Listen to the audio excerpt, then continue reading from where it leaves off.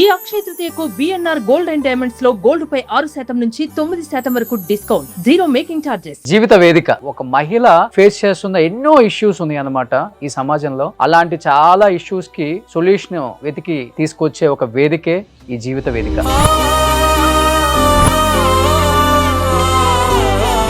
ఎక్కడి నుంచి వచ్చారు, మీ సమస్య ఏంటి అసలుకి? నేను ఇష్టంతోనే పెళ్లి చేసుకున్నాను సార్. మా మేనా బావనే తను. బాబు పుట్టిన తర్వాత దానికి ముందు కూడా తను తాగడం, ప్యాకట ఇట్లాంటి అలవాట్లు ఉన్నాయి. ఇంకా బాబు లైఫ్ కూడా ఎక్కడ స్పాయిల్ అయిపోతుంది అన్న భయంతో నేను బయటకు వచ్చేసాను. స్టిల్ నేను ట్రై చేస్తూనే ఉన్నా, ఎందుకంటే బాబుకి ఒక ఫాదర్ అనేవాడు ఉండాలి కదా. సో ఆ ఫీల్ తో నేను ట్రై చేస్తూనే ఉన్నాను, బట్ రెస్పాన్స్ సరిగా ఉండదు.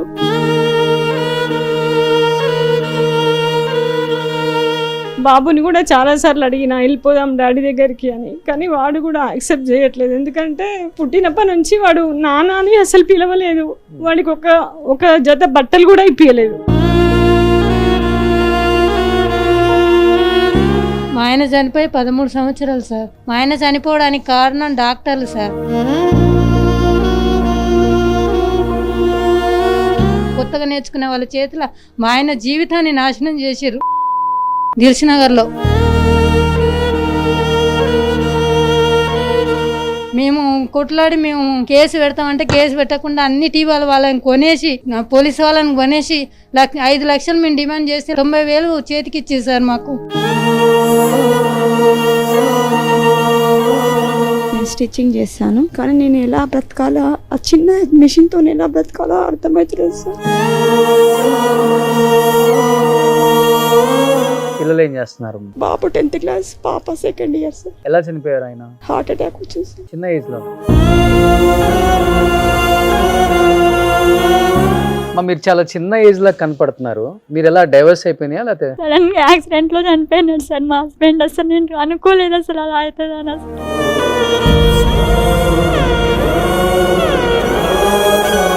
పెళ్ళాక ఎన్ని సంవత్సరాలు ఉన్నారమ్మా మీ వారు? 2018 లో మ్యారేజ్ అయింది, 2020 లో చనిపోయినాడు. అయ్యో, 2 years. 2 years.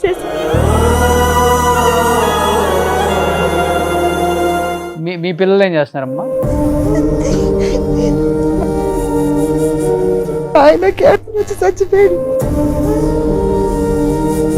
4 సంవత్సరాల బాబు, 5 సంవత్సరాల బాబు గారు ఇచ్చిన బళ్ళల్లో పనిచేసి బతికినది.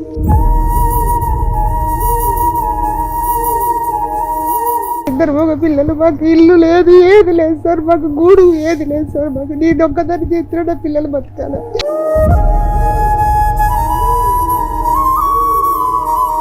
మీరు ఫేస్ చేసిన ప్రాబ్లం అంటే మీరు చెప్పొచ్చు. స్టిక్కర్ పెట్టుకున్నాను మనమే సార్ వాళ్ళకి. ఎవరి కోసం పెట్టుకుందో? అర్జెంట్ పని మీద ఒకరితో ఫోన్ మాట్లాడినా కూడా, బయటకు వస్తూ ఫోన్ మాట్లాడినా కూడా నువ్వు ఎవరితో మాట్లాడుతున్నావు అని అడుగుతారు సార్. బయటకు వెళ్తే ఖచ్చితంగా నువ్వు కష్టం చేసుకొని బతుకుతున్నావని గ్యారంటీ ఏముంది అని అడిగిన వాళ్ళు ఉన్నారు. అయ్యయ్యో,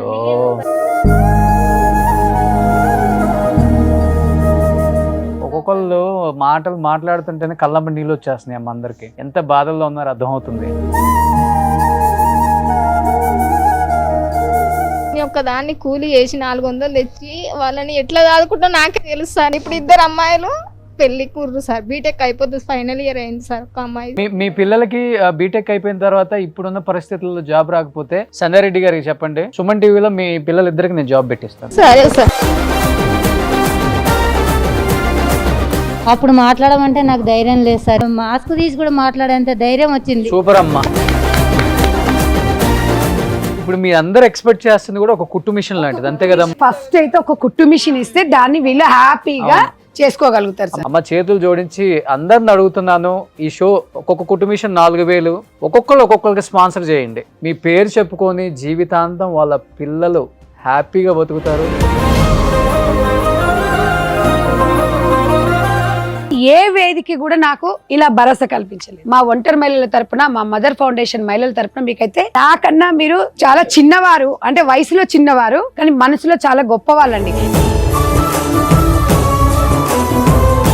మా వాళ్ళు రోషన్ అన్న అంటే సుమన్ టీవీ అండి. పాకీజా గారు రోషన్ తమ్ముడు అని మీకు చెప్పింది చూడండి, అది మీరు నిజంగా మీ కుటుంబానికి మేము మైండ్ సెట్ చెప్పాలి, నిజంగా మీ ఫ్యామిలీ మీ అమ్మకి చెప్పాలి సార్, మీ ఫాదర్ కి మీ అమ్మకి. నిజంగా మీలాంటి కొడుకుని కన్నందుకు నిజంగా మాకైతే వెరీ హ్యాపీ, ఇలాంటి సమాజానికి ఇంత మంచి కొడుకుని ఇచ్చిందని. Hi hello, welcome to Suman TV. నేను మీ రోషన్. జీవిత వేదిక నిజంగా ఎన్నో ప్రోగ్రామ్స్ చేశాం, కానీ ఇలాంటి ప్రోగ్రామ్స్ చేయాలని ఎప్పటి నుంచో అనుకుంటున్నాను. బట్ దానికి సంధ్యా రెడ్డి గారు చాలా కోఆపరేట్ చేశారు డెఫినెట్గా. ఎందుకంటే ఒంటరి మహిళ అంటే సమాజంలో చాలా చులకన, చాలా చీప్గా మాట్లాడతారు కూడా. అంటే ఇరుగు పొరుగు వాళ్ళకు కూడా సూటిపోటి మాటలతో ఎన్నో మాటలు అంటారు. మొగుడు చచ్చిపోతేనేమో పచ్చిగా చెప్పాలంటే ముండ మోపేది, ఎదురు రాకూడదు, శుభకార్యాలకు రాకూడదు, ఇలాంటి పద్ధతులు ఇంకా నడుస్తున్నాయి అన్నమాట రూరల్ ఏరియాలలో. ఒకవేళ భర్త చనిపోతే ఈ బాధలు ఉంటే, భర్త విడాకులు చెల్లిపోతే వేరేవాడు ఎవడో తనని ఇబ్బంది పెట్టడం, పెళ్లి చేసుకోకుండా. అంటే చెప్పేది కాదు, ఒక మహిళ ఫేస్ చేస్తున్న ఎన్నో ఇష్యూస్ ఉన్నాయి అన్నమాట ఈ సమాజంలో. అలాంటి చాలా ఇష్యూస్కి సొల్యూషన్ వెతికి తీసుకొచ్చే ఒక వేదికే ఈ జీవిత వేదిక. అంటే మగవాళ్ళని కించపరిచే ప్రోగ్రాం అసలే కాదు, వాళ్ళ జీవితంలో ఫేస్ చేసిన ఇష్యూస్ మాత్రమే ఈ ప్రోగ్రాంలో ఉంటాయన్నమాట. కింద స్క్రోల్ అవుతున్న నెంబర్స్కి ఫోన్ చేసి ఎవరైనా కానీ మీ జీవితంలో ఎదుర్కొంటున్న సమస్యలకి ఒక వేదిక కావాలనుకుంటే ఈ ప్రోగ్రాంలో కూడా పార్టిసిపేట్ చేయొచ్చు అనమాట. సో రకరకాల జిల్లాల నుంచి వచ్చారు ఇక్కడికి ఎంతోమంది ఒంటరి మహిళలు, భర్త చనిపోయిన వాళ్ళు, విడాకులు ఇచ్చిన వాళ్ళు. వీళ్ళకి వాళ్ళ జీవితంలో నుంచి బయటికి వెళ్ళిపోయిన తర్వాత ఏంటి వాళ్ళ జీవితం, కుటుంబం ఏంటి, పిల్లలేంటి, వాళ్ళ భవిష్యత్తు ఏంటి, మేము ఎలా బతకాలి, దీని మీద తప్పితే వేరే దేని మీద కూడా ధ్యాస లేని ఎంతోమంది మహిళలు ఉన్నారు ఈ సమాజంలో. ఇంకా కొంతమంది మహిళల గురించి నేను తర్వాత మాట్లాడతాను. కొంతమంది మహిళలు చాలామంది ఉన్నారు వాళ్ళ జీవితం గురించి ఆలోచించే వాళ్ళు. ఒకసారి వాళ్ళతో ఇంటరాక్ట్ అయ్యి వాళ్ళ పడుతున్న బాధలేంటి, భర్త ఎందుకు విడిపోయాడు, లేకపోతే భర్త ఎందుకు చనిపోయాడు, పిల్లలు ఏం చేస్తున్నారు, వాళ్ళ భవిష్యత్తు ఏంటి, వాళ్ళు ఏం ఆశిస్తున్నారు ఈ సమాజం నుంచి, ఒకసారి వాళ్ళ మాటలను తెలుసుకుందాం. అందరికీ నమస్తే అమ్మ. ఫస్ట్ ఆఫ్ ఆల్ సో మిమ్మల్ని బయట నుంచి వచ్చేటప్పుడు మీ కళ్ళల్లో ప్రేమ చూసి నిజంగా చాలా హ్యాపీగా ఫీల్ అయ్యాను ఫస్ట్. ఎందుకంటే ఎక్కడి నుంచో వచ్చారు. మేము ఫస్ట్ ఎపిసోడ్ చేస్తామంటే దాదాపు 80 మంది స్వచ్ఛందంగా ఈ జీవిత వేదిక షోకి వస్తాము, మా బాధలు చెప్పుకుంటాము, మా బాధల్లో కొంతైనా కానీ సమాజానికి అర్థమైతే మాకు ఏదో ఒక వృత్తిని, మేము ఉన్న వృత్తులలో ఏదో ఒక హెల్ప్ చేస్తారన్న ఒక చిన్న భరోసా అని చెప్పి చాలా మంది చెప్పారు సంధ్యా రెడ్డి గారు. సో దానిలో భాగంగా మేము ఫస్ట్ ఎపిసోడ్కి వీళ్ళందరినీ చూసాము. అమ్మ ఎక్కడి నుంచి వచ్చారు, మీ సమస్య ఏంటి? నేను హైదరాబాద్ నుంచి వచ్చాను సార్. ఓకే. మా హస్బెండ్ ఉన్నారు, డైవర్స్ తీసుకున్నాను అనమాట. సో నాకు ఒక బాబు, ఇంటర్ ఫస్ట్ ఇయర్ అయిపోయింది. నేను స్టిచ్చింగ్ చేస్తాను, టైలరింగ్. అండ్ అక్క త్రూ మదర్ ఫౌండేషన్లో నేను ఒక 2 years నుంచి తనతో ఉంటున్నాను. తను నాకు చాలా సపోర్ట్ చేస్తున్నారు. అంతకుముందు నేను మ్యాజిక్ బస్ ఇండియా ఫౌండేషన్లో పిల్లలకి న్యూట్రిషన్ ఫుడ్ పైన వర్క్ చేశాను. పెళ్లి కాకముందు అమ్మాయి జీవితం ఒకలాగా ఉంటుంది తల్లిదండ్రులతో ఉన్నప్పుడు, అంటే పెళ్ళైన తర్వాత ఒకలాగా ఉంటుంది, విడాకులు అయిపోయిన తర్వాత ఒకలాగా ఉంటుంది. చుట్టుపక్కల సమాజం అంటే వేరే ఉద్దేశంతో చూసే మగవాళ్ళు విడాకులు అయిపోయిన ఒక మహిళని ఎన్నో ఫేస్ చేసి ఉంటారు కదా. అసలు ఎందుకు మీరు విడాకులు తీసుకోవాల్సి వచ్చింది, మీ హస్బెండ్ ఎందుకు ఆ డిసిషన్? నేను ఇష్టంతోనే పెళ్లి చేసుకున్నాను సార్. మా మేనా బావనే తను. కాకపోతే కొన్ని గొడవలు, అంటే బాబు పుట్టిన తర్వాత దానికి ముందు కూడా తను తాగడం, ప్యాకెట్ ఇట్లాంటి అలవాట్లు ఉన్నాయి. మారతాడేమో అని చాలా ట్రై చేశాను, కానీ కుదరలేదు. ఇంకా బాబు లైఫ్ కూడా ఎక్కడ స్పాయిల్ అయిపోతుంది అన్న భయంతో నేను బయటకు వచ్చేసాను. ఒక 4-5 years తర్వాత కూడా ఎవ్రీ 6 monthsకి నేనే అడగడం, నేనే వెళ్ళడం ఇట్లా జరిగింది. బట్ తన నుంచి ఎట్లాంటి రెస్పాన్స్ లేదు. స్టిల్ నేను ట్రై చేస్తూనే ఉన్నా, ఎందుకంటే బాబుకి ఒక ఫాదర్ అనేవాడు ఉండాలి కదా. సో ఆ ఫీల్తో నేను ట్రై చేస్తూనే ఉన్నాను, బట్ రెస్పాన్స్ సరిగా ఉండదు.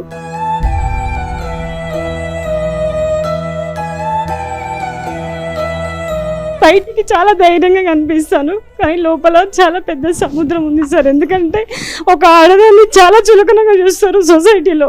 సింగిల్ ఉమెన్ అంటే ఎంత కష్టపడి ఎంత బ్రతికినా కూడా అసలు ఇజ్జత్ అనేది ఉండదు.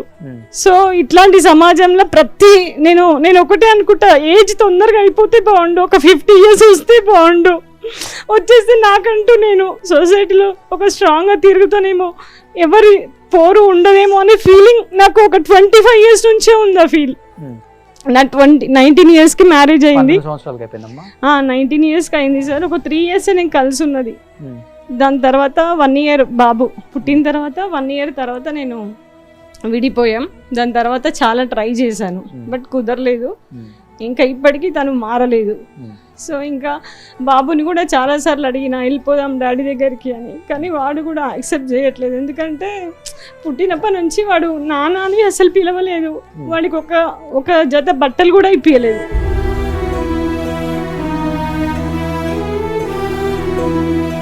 మా అత్త నుంచి ట్రై చేశాను, అట్లీస్ట్ తను వస్తేనన్నా తను కూడా మాతో రావడానికి ఏమైనా ఇష్టపడతాడేమో అని చెప్పి కూడా ట్రై చేశాను. బట్ ఆమె రాదు, తను రాడు. ఇంకా వదిలేసి నా లైఫ్కి నేను ముందుకెళ్తున్నాను సార్. ఓకే, బాబుని అయితే చదివిస్తున్నాను. నా గోల్ ఒకటే, ఎవరేమనుకున్నా నాతోనే ఉన్నాడు. డైవర్స్లో నేను రాయించుకుంది కూడా అదే సార్. ఏంటి అంటే రేపటి నాడు మీ ఆయన కోటీశ్వరుడు అయిపోతే నువ్వు వచ్చేస్తా అంటే అప్పుడు కుదరదు అని చెప్పేసి కొంతమంది నన్ను అన్నారనమాట. నాకు నా బాబుని ఇస్తే చాలు, నాకు ఏ ఆస్తులు అంతస్తులు నాకు ఏమీ వద్దు, ఏ కోర్టుల చుట్టూ కూడా నేను తిరిగే పరిస్థితి నాది కాదు అని చెప్పి నేను బాబుని తీసుకొని వచ్చేసాను. సో ఇంకా బాబు నాతోనే ఉన్నాడు. ఇప్పుడు ఇంటర్ ఫస్ట్ ఇయర్ అయిపోయింది సార్. దాని తర్వాత ఇంకా స్టడీ కంటిన్యూ చేయించి వాడిని ఒక పొజిషన్కి తీసుకెళ్ళాలి అనేది ఒకటే నా గోల్. సంధ్య గారు, నేను ఎస్పెషల్లీ ఒంటరి మహిళల గురించి షో చేద్దాం అనుకున్నప్పుడు నేను ఒకటే ఆలోచించానండి. తను ఒక మాట అన్నారు, కోర్టులో ఆస్తి వస్తాం అన్నాక నాకు అక్కర్లేదు, నా పేగు తెంచుకు పుట్టిన బిడ్డ నాతో ఉంటే చాలు. అంటే ఈ మొక్కతే కాదండి, సమాజంలో ఉన్న ప్రతి ఆడది, ప్రతి మహిళ, ప్రతి అమ్మ ఎన్ని కోట్లు వస్తా అన్న ఒప్పుకోదు. భరణం అడుగుతారు ఓకే బతకడానికి, కానీ బిడ్డను వదులుకోరండి. కన్నపేగు ముందు ఈ కోట్లు డబ్బులు ఇవన్నీ ఏం పనిచేశారు. ఎందుకంటే ఆ అమ్మాయి ఒక్కటి మాట్లాడుతుంటే ఇంతమందిలో అందరము ఆటోమేటిక్ గా నేను మామూలుగా ఎప్పుడు నిజంగా సుమన్ టీవీకి నేను మాత్రం రోషన్ గారు, మీరు చిన్నవాళ్ళైనా వాళ్ళందరూ మీ ఏజ్ పెద్ద అయినా కూడా మిమ్మల్ని అన్న అని సంబోధిస్తున్నారు. సుమన్ టీవీ వారికి నేనైతే మదర్ ఫౌండేషన్ తరపున ఫస్ట్ మీకు ధన్యవాదాలు తెలుపుకోవాలి. ఎందుకంటే మాకు ఒక వేదికనిచ్చారు. ఒంటరి మహిళలు చెప్పుకోవడానికి ఎవ్వరు లేరు బయట, మేము చెప్తే అంటే వినేవాళ్ళు లేరు. మాకు వేదికనివ్వడం అనేది నిజంగా కూడా చాలా సంతోషం అనిపిస్తుంది, బాధగా కూడా ఉంది. ఒంటరి మహిళ అమ్మాయి చెప్పేటప్పుడు మీరు ఒక్కసారి మీరు విన్నారు కదా, ఒంటరి మహిళ మంచిగా తయారైనా ప్రాబ్లమే, బయట ఒక గంట సేపు ఎక్కడైనా పని వెళ్ళినా ప్రాబ్లమే, గంట సేపు ఫోన్ మాట్లాడినా ప్రాబ్లమే. ఇది ఎవడెంబడి పోయిందో ఎక్కడ పోయిందో. సింగిల్ పేరెంట్కి ఎన్నో బాధలతో ఎన్నో కష్టాలతోని ఎదుర్కొంటుంది. గుండెలో అగ్నిపర్వతం ఉంటుంది. ఇక్కడ పిల్లల భవిష్యత్తు, పిల్లల కోసం పొద్దున్న లేసి కష్టపడాలి, మళ్ళీ అది చేయాలి, నైట్ నిద్ర లేని రాత్రులు గడుపుతుంది ఒంటరి మహిళ. ఒంటరి మహిళకు ఉన్న బాధ ఫీల్ అనేది ఎవరికి తెలియదు. మొగడు ఇడిచిపెడితే అది బరిదెగించి ఇడిచిపెట్టింది అంటారు, వాడు ఇడిచిపెట్టిండు అనరు. వాడిని ఎవరు అనరండి, మగవారిని ఎవరు అనరు. పిల్లం ఇడిచిపెట్టింది అన్నారు, ఇది మొగని ఇడిచిపెట్టింది అంటారు. కలిసి ఉంటే చంపుకుంటేనేమో విడిపోవచ్చు కదా అంటారు, విడిపోయిన తర్వాత ఇది బరిదెగించింది అంటారు. రాత్రిపూట ఎన్నిసార్లు తన హృదయం తల్లదిల్తుంటుంది అనేది నేను ఈ 23 సంవత్సరాలలో ఒంటరి మహిళలను వాళ్ళని టచ్ చేస్తే నాకు ఇలాంటివి ఎదురవుతాయి. మీకు గతంలో కూడా నేను చెప్పిన, వాళ్ళ బాధలు చూస్తుంటే మనకు అర్థమవుతుందండి. ఇన్స్పిరేషన్గా నేను చాలాసార్లు అడిగిన, ఇప్పుడు వాళ్ళ బాబు కోసం, ఇంటర్మీడియట్ బాబు కోసం, అంటే ఆ చిన్న బాబుని తెచ్చుకొని వీళ్ళు ఇంటర్మీడియట్ వరకు తెచ్చిందంటే తను ఎన్ని ప్రాబ్లమ్స్ ఇప్పుడు ఇంటర్మీడియట్ బాబు అన్నప్పుడు మరి ఎంత బాధ ఎంత పెయిన్ ఉంటుంది. నేను అనేది సమాజంలో మీరు అన్నట్టుగా భర్త చనిపోతే నిజంగా ఇది ఎదురు రావద్దు, మొగడు చచ్చింది అంటారు. అది ఎంత బాధాకరం తెలుసు. కానీ సమాజంలో మొగడు చచ్చిన దానికన్నా అంటే ఒక భగవద్గీతలో రాసింది సార్, అసలు అది వాళ్ళకి తెలియదు, కానీ ఆమె భగవంతునితో సమానం. అది చూడరు, సమాజం అట్లా చూడదు. వాళ్ళకి ఎన్ని బాధలు ఎన్ని ఉంటాయి. 70 ఏళ్ళ ముసలోనికైనా బుస కొడతాడు వాడు. ఒక ఒంటరి స్త్రీ కనిపించింది అంటే చాలు. అంటే ఇన్ని బాధలు ఎదుర్కొంటూ ఇన్ని చేసుకుంటుంటే దానికి ఏముంది, అగో అది ఇంతసేపు పోయింది. ఎవరైనా అన్ఫార్చునేట్లీ ఎవరైనా ఇంటికి ఎవరైనా మొగోడు వస్తే కథం వాడికి వీడికి లింక్ కట్టేస్తారు. అది ఇప్పుడున్న కాలంలో ఇవన్నీ నేను అందుకే వీళ్ళకి అందరికి ఒక ఇదే చెప్తాను, వాడేమంటుండో వీడేమంటుండో అనేది మీరు ఆలోచించొద్దు. మీ పిల్లల భవిష్యత్తు ముఖ్యం. నిన్న నైట్ వచ్చేటప్పుడు కూడా అన్నారు వాళ్ళు, లేదు మేడం మేము వస్తాము, మాకు వాడేం తెచ్చి పెడితే నా పిల్లల కోసం నేను బతకాలి, నా పిల్లల కోసం. ఎన్నోసార్లు ఇంట్లో ఆత్మహత్యలు చేసుకోవడానికి ప్రయత్నం చేశారు. అమ్మాయి అయితే ఎన్నోసార్లు చిన్న బాబును పెట్టుకొని ఎన్నో సందర్భ భర్త చనిపోయిన తర్వాత నేను బాగా గుర్తున్నా 2 years బ్యాక్ చెప్పింది. అంటే వాళ్ళ బాధలు తెలుసుకోవడానికి కూడా ఒక సుమన్ టీవీ వేదిక ఉందా. సుమన్ టీవీ లీలో ఒంటరి మహిళల గురించి ప్రోగ్రామ్ చూసాం, కానీ ఇలాంటి వేదికను చూడలేదు అసలు. వీళ్ళందరూ కూడా ఈరోజు మీరు చాలా మంది ఉన్నారు సార్, చెప్పుకోనే వాళ్ళు చాలా మంది ఉన్నారు, తెర ముందుకు వచ్చేవాళ్ళు. వీళ్ళు ఈ రోజు ఒక అడుగు ముందుకేసారు. భర్త చచ్చిపోతే భార్యని ఇన్ని రకాలుగా మాట్లాడతారు సమాజం, ఒక మహిళని. మరి భార్య చచ్చిపోయిన భర్తను ఎవడేమన్నాడు, ఏమన్నాడండి? ఇప్పుడు భార్యాభర్తల కలయిక వల్ల భూమి మీదకి వచ్చేది పిల్లలు, అవును వాళ్ళిద్దరికి 50-50 ఉంటుంది ఉంటది. అన్నిట్లలో. కానీ కానీ ఈజీగా భర్త చచ్చిపోతేనే భార్యని అన్ని రకాలుగా చీప్ గా మాట్లాడతారు. అన్ని మాట్లాడతారు. అత్తగారు వాళ్ళు భర్తను కూడా అదే విధంగా మాట్లాడొచ్చు కదా, భార్య చచ్చిపోయినాడు ఎదురు వస్తున్నాడు అని అంటే ఎవడు? నేను ఎందుకంటే నేను మగవాళ్ళని నిందించాను సార్. నేను ఎందుకంటే ఎప్పుడైనా గాడ్ ఈజ్ గ్రేట్ అంటే గాడ్ని నమ్ముతా. మన అదృష్టంలో ఎట్లుందంటే నేను ఇలా ఒక్కటి చెప్తాను, వాళ్ళు ఏమనుకున్నారో పక్కింటోళ్ళ కోసమో ఎదురింటిళ్ళ కోసం మీరు బతకకండి. మీ పిల్లల కోసం, మీ పిల్లల భవిష్యత్తు కోసం బతుకుతూనే హ్యాపీగా పడతాం. పక్కింటోళ్ళ గురించి నువ్వు ఎంత స్ట్రిక్ట్ గా ఉండండి సార్, మీరు ఎంత బాగుండండి అనేవాడు అన్నయ్య అంటేనే అంటాడు. ఎందుకంటే మగవాడు ఉన్న ఇల్లు వేరు, మగవాడు లేని ఇల్లు ఉంటే ఎవడో ఒకడు వచ్చాడు అనుకోండి, ఇప్పుడు గ్యాస్ వాడే వచ్చాడు, కరెంట్ బిల్ వాడే వచ్చాడు, ఎవరో ఒకరు వచ్చారు, మనకు సంబంధించి ఇన్సూరెన్స్ వాళ్ళే వచ్చారు, ఒక ½ అన్ అవర్ మన ఇంట్లో కూర్చుంటే కథం. అంటే మనం సూటిపోటి మాటలతోని స్టిక్కర్ పెట్టుకున్నాను మనం సార్. వాళ్ళకి ఎవరి కోసం పెట్టుకుందో అందం గురించి పెట్టుకున్నట్టుంది. అత్తున్న రోజులు ఒక తిరుగు ఉంది, ఇప్పుడు ఒక తిరుగు ఉంటుంది. మా అత్తయ్య చనిపోయింది, ఇప్పుడు ఇంకా చులకనగా చేస్తారు ఊళ్ళో. మా ఆయన చనిపోయి 13 సంవత్సరాలు సార్. అప్పుడు పాప పాలు చెక్తూ బంద్ చేస్తుంది, అప్పుడే మా బాబు 7 సంవత్సరాలు. మా మావయ్య అదే సంవత్సరం చనిపోయిండు. మా ఆయన 9 నెలలకి మళ్ళీ మా ఆయన చనిపోయిండు. మా ఆయన చనిపోవడానికి కారణం డాక్టర్లు సార్.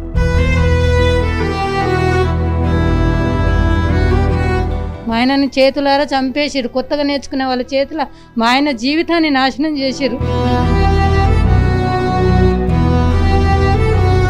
మేము కొట్లాడి మేము కేసు పెడతామంటే కేసు పెట్టకుండా అన్ని టీవీల వాళ్ళని కొనేసి, పోలీసు వాళ్ళని కొనేసి 5 లక్షలు మేము డిమాండ్ చేస్తే 90,000 చేతికి ఇచ్చేది సార్. మాకు చాలా ఘోరంగా చేసి హాస్పిటల్ దిల్సునగర్ లో.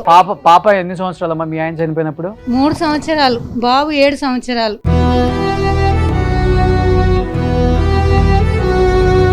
ఇప్పుడు మీ పాపలు ఎన్ని సంవత్సరాలు ఉంటారమ్మా? 16 ఏళ్ళు సార్. 16 ఏళ్ళు సార్. గవర్నమెంట్ చదువు కాబట్టి ఇంటర్కి వచ్చేసింది సార్. ఇంటర్ కూడా అయిపోతుంది. బాబు డిగ్రీ లాస్ట్కి వచ్చేసాడు. చదువుతున్నారు, వాళ్ళని కష్టపడి చదివిస్తున్నారు సార్. నాకైతే ఏం లేదు సార్, బట్టలు కుట్టుకుంటూ తిరుగుతున్నా. మేడం వచ్చింది, మదర్ ఫౌండేషన్ ఓపెన్ చేస్తాను వచ్చింది. నేను రాలేకపోతే కూడా మేడం తిట్టి, నువ్వు సమాజం గురించి బతుకుతావా, నీ గురించి బతుకుతావా అని అడిగింది గట్టిగా. నేను అసలు ఇంట్లోకి వెళ్ళేదాన్ని కదా సార్. మిషన్ కుట్టుకొని మామూలుగా బతుకుతా అంతే. కూలినాలి బట్టల గిరాకీ లేదనుకో, కూలినాలకి వెళ్తాను. అయితే మేడం వచ్చి, టీచర్గా నువ్వు పని చేయి, నేను 7,000 జీతం ఇస్తా, అవి దేనికన్నా పనికొస్తాయి అంటే నేను ఒక 50 మందికి నేర్పించిన సార్. నేర్పించినాక నా బాధల గురించి మేడానికి చెప్పుకుంటూ ఉంటుందా. మేడం కూడా నన్ను ఏ మీటింగ్ అయినా నన్ను రమ్మంటుంది, స్పెషల్గానే పిలుస్తూ ఉంది. ఇంకో నాతో పాటు ఈమెకు కూడా చాలా బాధలే ఉన్నాయి. అది అట్లా ఉంది కదా సార్. అయిపోయినాక మా మావయ్య మా అత్త చనిపోయినాక మా మావయ్య వాళ్ళు ఇంకా 3 ఉంటారు, 4 అన్నదమ్ములు. అందులో ఒక అతను ఎకరం భూమి ఉంటే మొత్తానికి చేసేసుకుంది సార్. మాకు లేకుండా అందులో 5 గుంటలు వస్తుంది. ఆ 5 గుంటల భూమి గురించి ఊళ్ళో పంచాయ పెడితే సరే ఇస్తా అని చెప్పి 4,000 నన్ను కట్టిపించి మొత్తం ఇవ్వకుండా ముఖం దాటేసిండు. ఇప్పుడు ఊళ్ళోకి కూడా రావడం లేదు, సిటీలు ఉంటాడు సార్ ఆయన. మా చిన్నమామ నా గురించి కొట్లాడితే ఆయన నాకు ఫేవర్ చేస్తాడని ఆయన తిడతారు సార్. మిగతా చదువుకున్నారమ్మా మీరు? నేను 10th fail sir. 10th fail. Okay. So మీకు చిన్న వయసులోనే భర్త చనిపోయారు? 2002లో పెళ్ళి అయింది. 2013లో మా భర్త చనిపోయాడు. సో తర్వాత పెళ్లి చేసుకోమని కూడా ఎవరు చెప్పలేదా, లేకపోతే మీకు పిల్లలు ఉన్నారు వద్దనుకున్నారు అంతే? నాకు 2 పిల్లలు ఉన్నాక మళ్ళీ పెళ్ళి ఏంటి సార్, నాకు చాలు వాళ్ళని చూసుకుంటే బతికేస్తా అనుకున్నా. మా ఆయన చనిపోయినాక కూడా కొన్ని మాటల వల్ల 3 రోజులకే నేను టాబ్లెట్లు మింగాను సార్ చనిపోవాలని. మీరు కూడా? నేను చనిపోయేదాన్ని బతికేసి వచ్చాను. నా పిల్లల గురించి దేవుడు బతికి. రాత్రి వాళ్ళ పిల్లలే సార్ మీ షో చూసిన తర్వాత వాళ్ళ పాప మీ షోకి వెళ్ళాలని చెప్పి చెప్పమ్మా రాత్రి పాప ఏమన్నది? రాత్రి నేను మేడం అన్నది, మీరు షోలా టీవీలో కనిపిస్తావు సుకన్య, నువ్వు మాట్లాడగలుగుతావు అంటే, లేదు మేడం నాకు రిలేషన్షిప్, వాళ్ళు ఏమనుకుంటారో అని నేను బాధపడుతూ ఉంటే అది విన్నారు 2 పిల్లలు. విని నేను ఫోన్ పెట్టేసి కట్ చేసి ఇంట్లోకి వెళ్తే మేడం ఏమంటే నువ్వేమంటున్నావు, వాళ్ళ చదివింది నువ్వు అనే డాడీ చనిపోయిన సంధి నీ కష్టం మేము చూస్తున్నావు, నువ్వు చదివినావు, నానమ్మని చదివినావు 6 ఏళ్ళు, తర్వాత మమ్మల్ని చదువుతూనే ఉన్నావు, నువ్వు వాళ్ళ గురించి నీ మొహం చూపించుకుంటూ మాట్లాడు, తాత గురించి చెప్పు, నేను మన భూమి గుంజుకుండు కదా ఇంకో తాత, ఆయన గురించి చెప్పు అని. ఎందుకంటే ఎస్పెషల్లీ నేను ఆమెను ఎందుకు అడిగానంటే పెళ్లి చేసుకోవాలా అనిపించలేదని తప్పుగా అనుకోవద్దమ్మా. హై సొసైటీలో ఉన్న పీపుల్ కి వీళ్ళు ఎలా బతుకుతారు అనే దానికి ఒక చిన్న డిఫరెన్స్, అందుకని అడిగాను. కడుపును పుట్టిన పిల్లలు వాళ్ళు ఇంతోల్లా అంతోల్లా అని ఆలోచించరు. పాతికేళ్ళకు కూడా భర్తను కోల్పోయిన ఆడవాళ్ళని ఎంతో మంది నేను చూశాను, పెళ్లి చేసుకోవడానికి ఇష్టపడరు వాళ్ళు. అవును సార్, అవును. పిల్లల్లోనే వాళ్ళ భర్తను జీవితాన్ని చూసుకుంటారు, చూసుకుంటారు, వాళ్ళ భర్తను జీవితాన్ని చూసుకుంటారు, వాళ్ళ జీవితాన్ని వాళ్ళు. చూసుకుంటారు. నిద్ర లేని రాత్రులు గడిపిన సార్, నేను పూటకు లేకుండా కూడా గడిపిన సార్. ఎవరిని అడగలేదు, పక్క వాళ్ళని కూడా అడగలేదు, కూర లేకపోయినా అడగలేదు, డబ్బుల కోసం ఆశించలేదు. నా బతికేందో నేను బతికిన సార్. ఇప్పటి వరకు 1 రూపాయి చుట్టాలని కూడా నాకు ఈ పరిస్థితి ఉంది, నాకు ఈ సాయం చేయాలని మా అక్క చెల్లెలు 6 ఏ ఒక్కరిని అడగలేదు. వాళ్ళు అడుగుతారు నన్ను ఏమైనా సాయం చేయాలని, నాకు అవసరం లేదు, నాకు రెక్కలు ఉన్నాయిగా చేసుకుంటా, నాకు అవసరం ఉన్నప్పుడు అడుగుతా అని నెట్టుకుంటూ ఇన్ని సంవత్సరాలు 13 సంవత్సరాలు సంది. పిల్లలు ఏం చదువుతున్నారమ్మా ఇప్పుడు? బాబు డిగ్రీ లాస్ట్ ఇయర్కి వచ్చారు సార్, పాపనేమో 2nd ఇయర్. ఇప్పుడు ఏంది మీ జీవన ఉపాధి నా ఏంటమ్మా, ఏం జీవన చేస్తున్నారు ఉపాధి మీరు? పాప ఇప్పుడు బీటెక్ ఎగ్జామ్ రాయడానికి ప్రిపేర్ అవుతుంది సార్. ఒకవేళ ఆమెకు సీట్ వచ్చినా రాకపోయినా, ఆమెకు ఎంసెట్ రాయాలన్న కోరిక, బీటెక్ చేయాలన్న కోరిక. ఒకవేళ సీట్ వస్తే మాత్రం ఆమెకు చదువు మొత్తం మీరు చూసుకోవాలని నా కోరిక సార్. సో ఈ షో పెట్టడానికి వన్ ఆఫ్ ద రీజన్ ఏంటంటే, ఈ వేదిక మీద వాళ్ళ ప్రాబ్లమ్స్ చెప్పినప్పుడు ఎంతో మంది గొప్పగా వాళ్ళు హై సొసైటీలో ఉన్న వాళ్ళు, లేకపోతే పెద్ద పెద్ద బిజినెస్ చేసేవాళ్ళు, లేకపోతే రాజకీయ నాయకులు, లేకపోతే సినిమా వాళ్ళు కొంచెం అన్నా చలిస్తారనేది మా ఇంటెన్షన్ అనమాట. ఈ ప్రోగ్రామ్ ఎవరు చూసినా గొప్ప వాళ్ళు చాలా మంది ఉన్నారు. ఇప్పటివరకు ఎంతో మందికి హెల్ప్ చేసాం మేము కూడా. ఈ షో ద్వారా ఎవరైనా హెల్ప్ చేయాలనుకుంటే వాళ్ళ కాంటాక్ట్ నెంబర్ ప్రొవైడ్ చేస్తాం, డైరెక్ట్గా మీకే అటాచ్ చేస్తాం. సో మీరు ఊర్లు దత్తత తీసుకుంటున్నారు, ఎంతోమంది సినిమా వాళ్ళు, రాజకీయ నాయకులు కూడా. ఊళ్ళను దత్తత తీసుకోవద్దు, మనుషులను దత్తత తీసుకోండి, వాళ్ళ పిల్లలను దత్తత తీసుకోండి, పిల్లల్ని మంచి ప్రయోజకులను చేయండి. అది ఒక్కటి మాత్రం అడుగుతున్నాను, చేతులు జోడించి గొప్ప వాళ్ళని. ఇంతకన్నా ఏం అడగలేను. సో డెఫినెట్గా అమ్మ ఈ షో ద్వారా సాయం చేస్తే చాలు సార్. మా సంధ్యాకి ఎట్లాగో నాకు మిషన్ ఇప్పిస్తుంది. సో ఇప్పుడు మిషన్ కుట్టుకుంటున్నారు మీరు? కుట్టుకుంటున్నాను మేడం. అది సార్ అది పాతగా ఉంది, ఎట్నో అట్లా నెట్టుకొస్తున్నా సార్. ఒక మిషన్ ఉంటే సరిపోద్ది మీకు, ఇప్పుడు ఫ్యామిలీ రన్ అవుతుంది. అవును సార్. ఎంత ఒక మిషన్ 4,000 అవుతుంది, 5-6 వేల మధ్యలో అంతే. పిల్లల చదువు సార్, నాకు నేను ఎట్లాగో ఆ దుప్పుతో దీంతోనే నేను సర్దుకుంటా, కానీ నా పిల్లలకు చదువు, నా పాప ఇప్పుడు బీటెక్ చేయాలనుకుంటుంది, దాని గురించి మీరు సాయం చేస్తే సార్. ఓకే అమ్మా. అంతే సార్. అమ్మా మీ సమస్య ఏంటమ్మా? నేను స్టిచ్చింగ్ చేస్తాను సార్. మదర్ ఫౌండేషన్ నుంచి సంధ్యక్క నేర్చుకున్నాను సార్. నేను స్టిచ్చింగ్ చేస్తాను, కానీ నేను ఎలా బ్రతకాలో, ఆ చిన్న మెషిన్తో ఎలా బ్రతకాలో అర్థమవుతుంది సార్.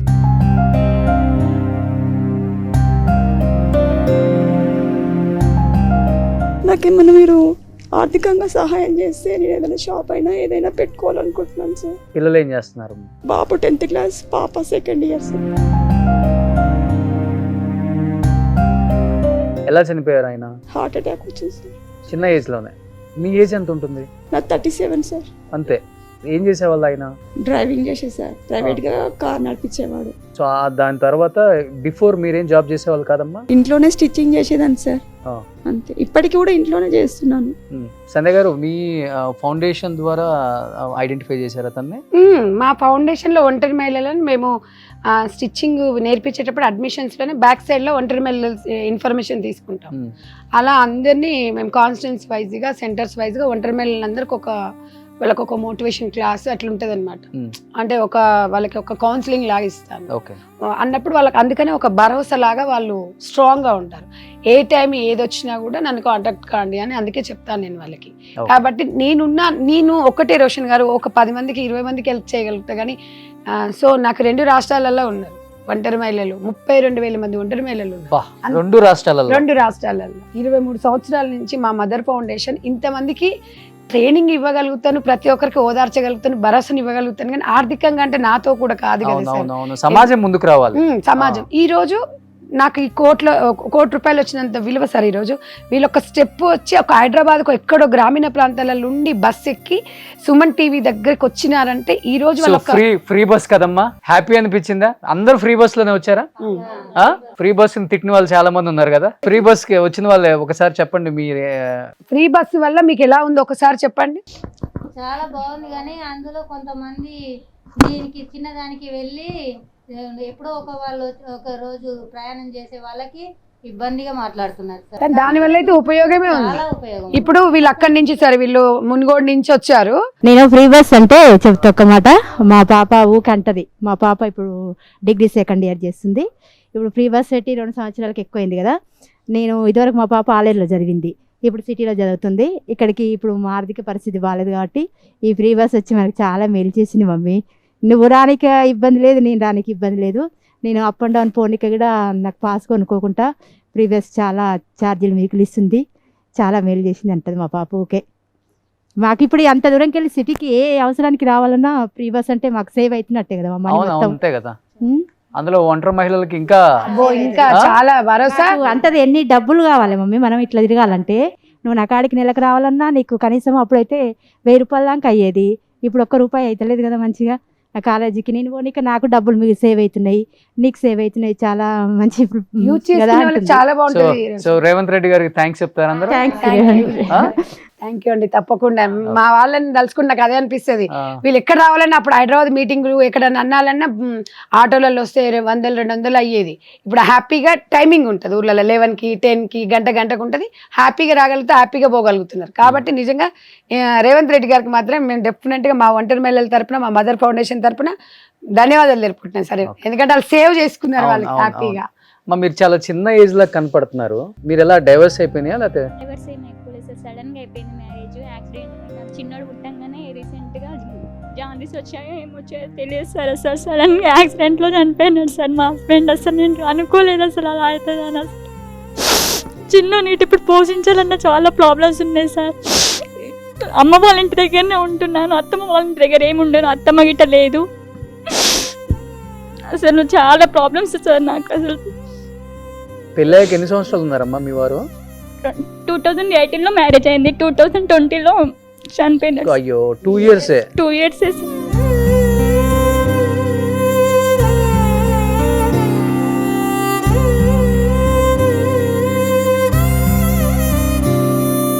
ఏం చేసేవాళ్ళు మీ వారు?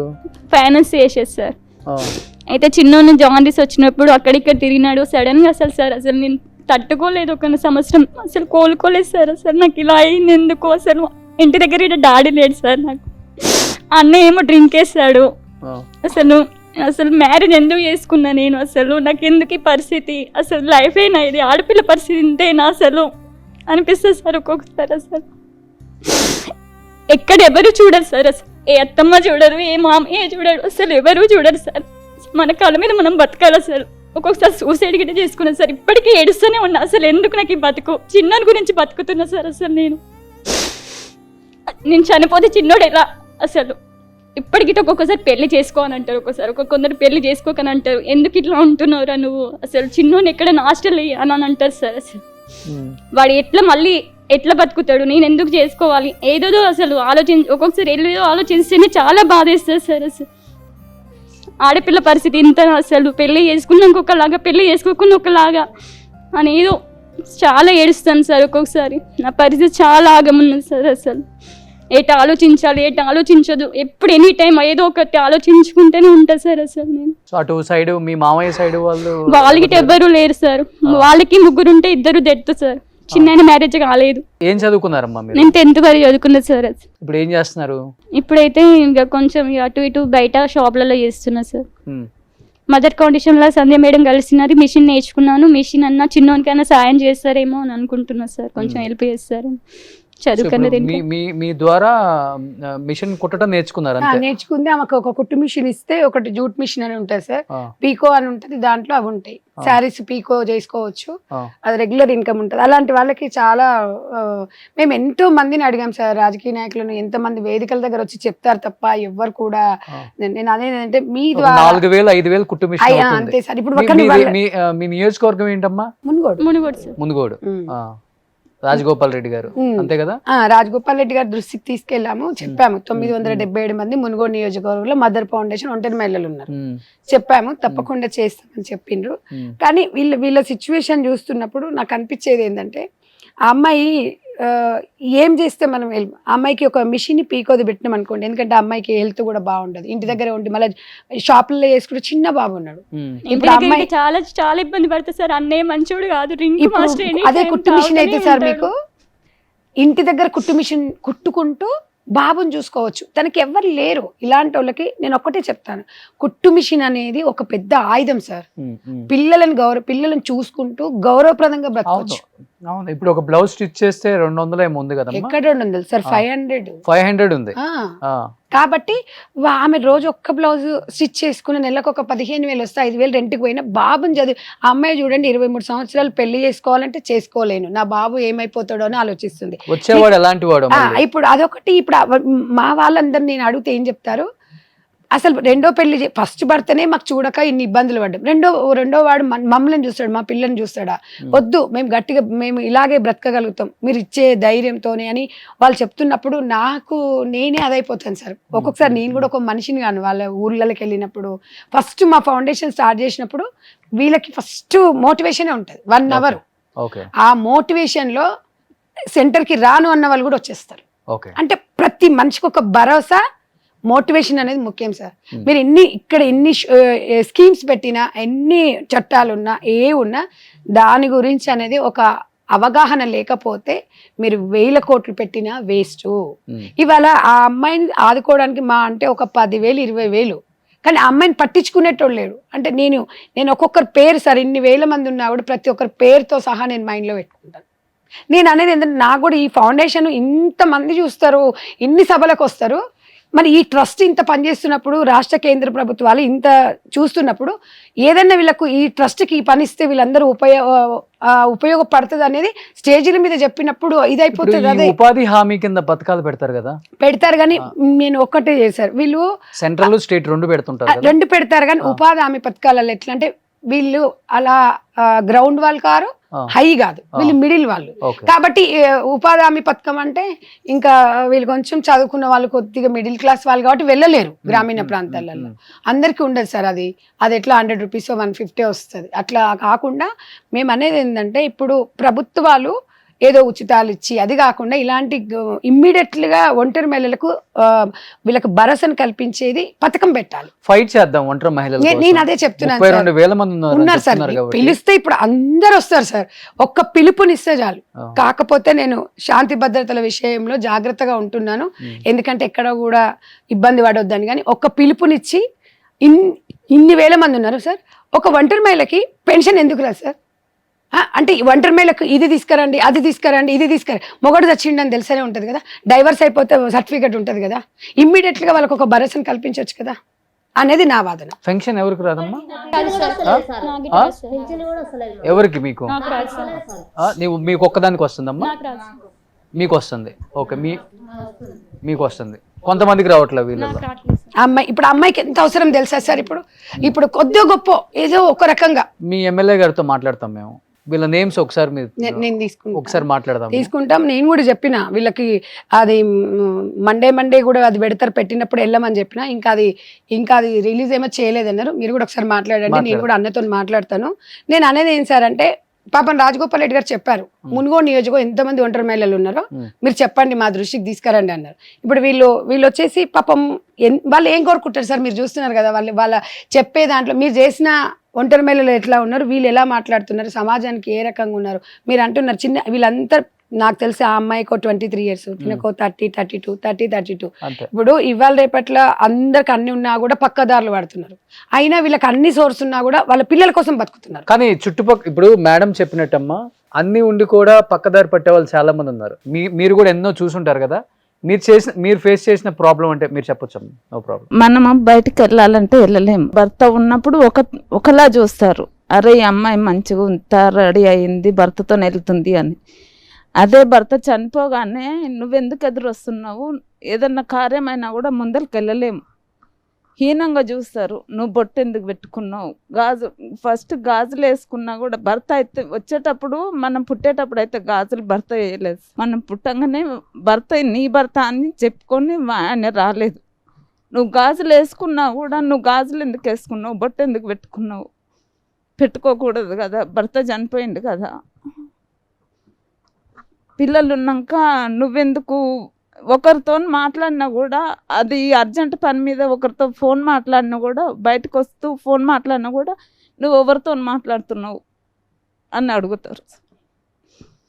అది మన అన్న తమ్ముడా ఎవరు అని, అది మనమైన మామ అయినా సరే అది పరాయవుడయేమో, వారితో ఎవరితోనో మాట్లాడుతుంది అని హీనంగా చూస్తారు. చుట్టుపక్కల వాళ్ళైనా ఎవరైనా సార్, మన ఇంట్లో వాళ్ళే కాదు బయట వాళ్ళ పరిస్థితి కూడా ఇంతే. మన చుట్టాలలోకి వెళ్ళాలన్నా కూడా భయం వేస్తుంది. అరే మనం ముందర పోతే వాళ్ళు ఏమంటారు అని వెనకాల కూర్చున్నా ఎందుకు వెనకాల కూర్చున్నావు, ముందర కూర్చోవచ్చు కదా అని అడుగుతారు. మళ్ళీ ముందర కూర్చుంటే ఎందుకు ముందర కూర్చున్నావు, వెనకాల కూర్చోవచ్చు కదా. ఆడుకుంటారు ఒంటరి మహిళ అంటేనే ఒక చిలక సార్. ఆడుకుంటారు. అది అదే ఒక ఆడపిల్ల కదా, మన ఇంటి నుంచి వచ్చింది కదా, ఎందుకు భర్త ఉన్నప్పుడు ఒకలా చూడడము, భర్త లేనప్పుడు ఒకలా చూడడం ఎందుకు అని ఎవ్వరూ ఆలోచించారు. మీకు ఎంతమంది అమ్మ పిల్లలు? నాకు ఇద్దరు పిల్లలు మంచిగా చూసుకుంటారమ్మా మిమ్మల్ని? మంచిగా చూస్తారు సార్. పాపనేమో మా తమ్ముని దగ్గర ఉంటుంది, మా తమ్ముడే చదివిపిస్తుండు, బాబు నా దగ్గర ఉంటాడు. ఏంటి మీ జీవన ఉపాధి ఇప్పుడు ఏం చేస్తున్నారు? మగ్గం నేస్తాను సార్. మగ్గం నేస్తున్నారు, నేర్చుకున్నారు భర్త పోయిన తర్వాతే నేర్చుకున్నాను. మా నాన్న నేర్పించాడు సార్.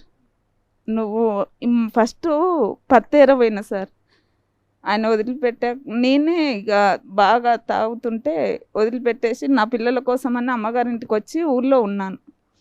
ఊళ్ళో ఉంటే ఎందుకు భర్తను వదిలిపెట్టేసి వచ్చినావు, వెళ్ళొచ్చు కదా అంటే, తాగుతుంటే ఎన్ని రోజులని ఉంటాము, పిల్లలకు పెట్టాలి తిండి.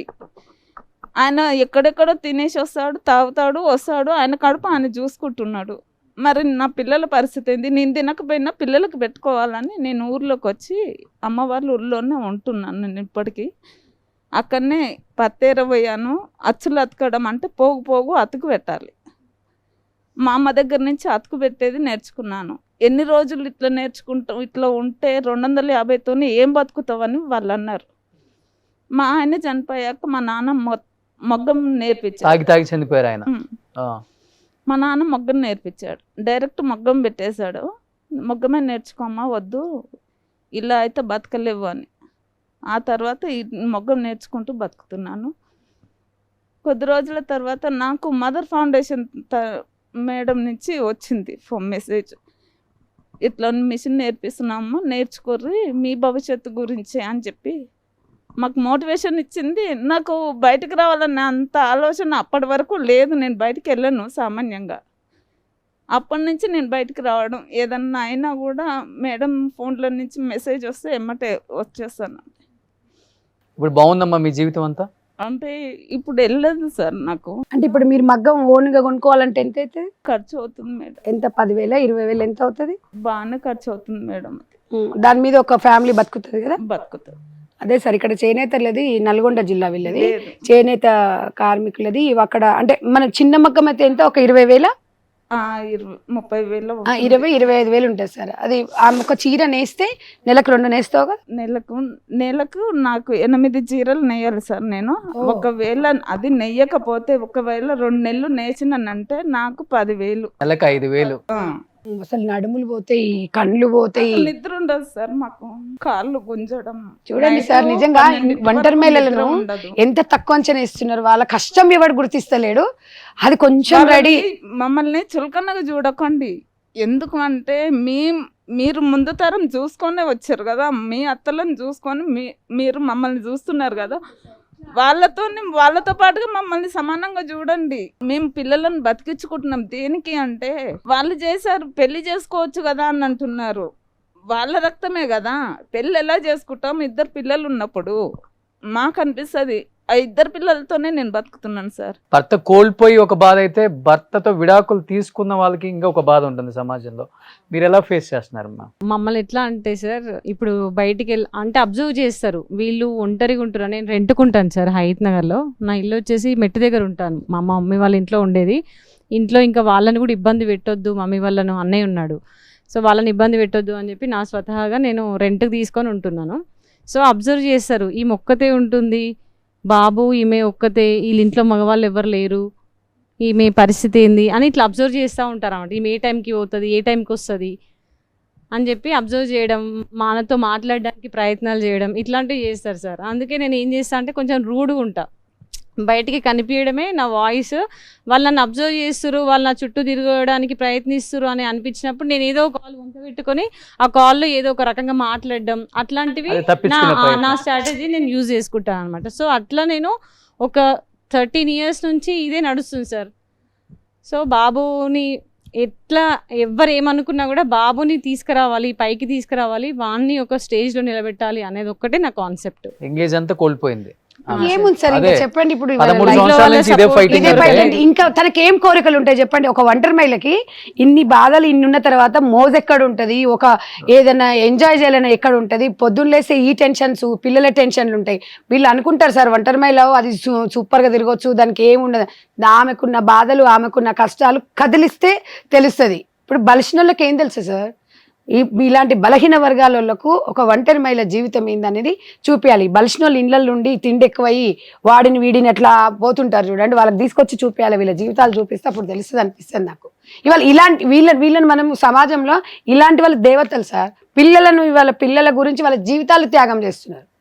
అది గొప్పగా వెళ్తే ఖచ్చితంగా నువ్వు కష్టం చేసుకొని బతుకుతున్నావని గ్యారంటీ ఏముంది అని అడిగిన వాళ్ళు ఉన్నారు. అయ్యయ్యో, నాకు కూలి వేసి నాకు 3 పిల్లలు నేను చదువుకుంటున్నా, చదివించుకుంటున్నా సార్.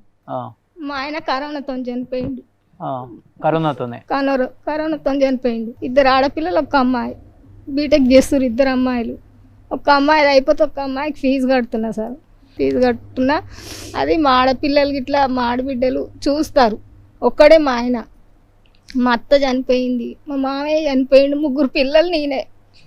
2 పెళ్ళిళ్ళకు ఉన్నారు సార్. నాకు పెళ్లి చేయకపోయినా అంటే దాని అసలు బతకడమే కష్టం ఉందంటే నిజంగా. రోషన్ గారు మీకు ఇప్పుడు ఇదేమని ఇప్పుడు తను ఒక 30-34 సంవత్సరాలు ఉంటాయి, తనకి ఏం ఫీలింగ్స్ ఉంటాయంటారు చెప్పండి? ఇప్పుడు పిల్లల బాధ్యత, నా పిల్లల కోసమే బతున్నా సార్ నేను. వేరే వాళ్ళు మస్తు ఒక్కొక్కళ్ళు మాటలు మాట్లాడుతుంటేనే కళ్ళమ్మ నీళ్ళు వచ్చేస్తున్నాయి అమ్మ. అందరికి ఎంత బాధల్లో ఉన్నారో అర్థమవుతుంది. నా పిల్లలు నేనే 3-4 ఉంటున్నాం. నిన్న మొన్న మా ఆడబిడ్డ ఉండేది, మా ఆడబిడ్డ భర్త కూడా చనిపోయింది. అంతో మా ఆడబిడ్డలు కూడా సాయం చేస్తారు సార్. నా పిల్లల ఫీజులు అది ఇది ఉంటుంది. ఒక్కదాన్ని కూలి చేసి 400 తెచ్చి వాళ్ళని ఎట్లా చదువుకుంటా నాకే తెలుసు సార్. నేను కన్నా ఎండకు పోతున్నా. ఎండలో ఇప్పుడు ఎదిగిన పిల్లలు మళ్ళీ వయసుతో ఉన్న పిల్లలు ఉంటే మళ్ళీ అదొక చులకన. ఇప్పుడు 2 అమ్మాయిలు పెళ్లి కూర్రు సార్. బీటెక్ అయిపోతుంది, ఫైనల్ ఇయర్ అయింది సార్. 1 అమ్మాయి అంత కష్టపడి చదివించుకుంటూ వచ్చారు, చదివిస్తున్నా సార్. 400 కూలికి వెళ్తూ. మీ పిల్లలకి బీటెక్ అయిపోయిన తర్వాత ఇప్పుడున్న పరిస్థితుల్లో జాబ్ రాకపోతే సంధ్యారెడ్డి గారికి చెప్పండి, సుమన్ టీవీలో మీ పిల్లలిద్దరికి నేను జాబ్ పెట్టిస్తాను. సరే సార్, సరే సార్. థ్యాంక్ యూ రోషన్ గారు, థ్యాంక్ యూ సో మచ్ అండి. నిన్న మొన్న మా పెద్ద అమ్మాయికి బయటికి దాటుతుంటే యాక్సిడెంట్ అయింది సార్. ఆ అమ్మాయి ఇప్పటిదాకా 4 రోజులు కోలుకోలే, అలా కోలుకుంది సార్. మా వాళ్ళు మా పిల్లల్ని మా ఆడబిడ్డల్ని చూసుకుంటారు. మా ఆడబిడ్డలు చాలా మంచోళ్ళు సార్, లేకుంటే నేను బతకలేను సార్. మీ పిల్లలు ఏం చేస్తున్నారమ్మా?